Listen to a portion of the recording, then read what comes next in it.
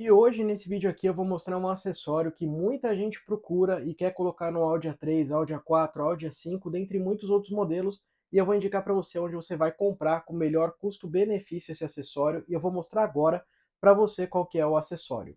Bom, pessoal, esse acessório aqui é um acessório que ele é plug and play, tá? Nos Audis A3, creio eu que nos Audi A4, A5 também seja plug and play.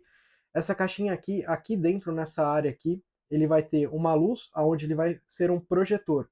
Então ele vai projetar para vocês no chão a questão do logo da Audi, certo? Existem vários tipos.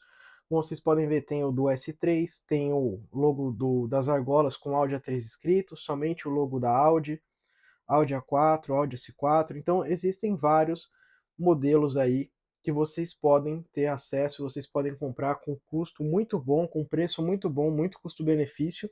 E eu pretendo também fazer um vídeo para vocês de instalação desse produto aqui no futuro, para que você possa, além de comprar esse produto, aqui no primeiro link na descrição que eu vou deixar para vocês, de um vendedor que eu já comprei várias peças para o meu Audi A3 e que eu confio nesse vendedor, obviamente. É um vendedor de qualidade, entrega peças de qualidade, então eu vou deixar aqui no primeiro link.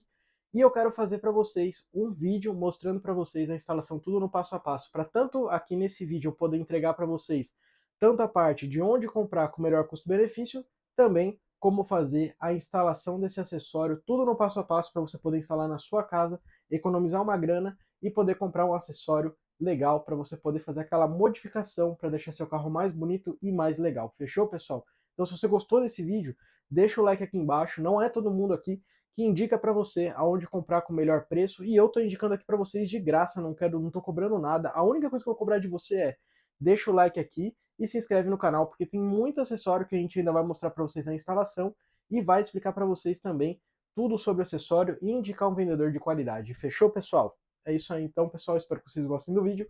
Abração a todos. Tchau, tchau, galera.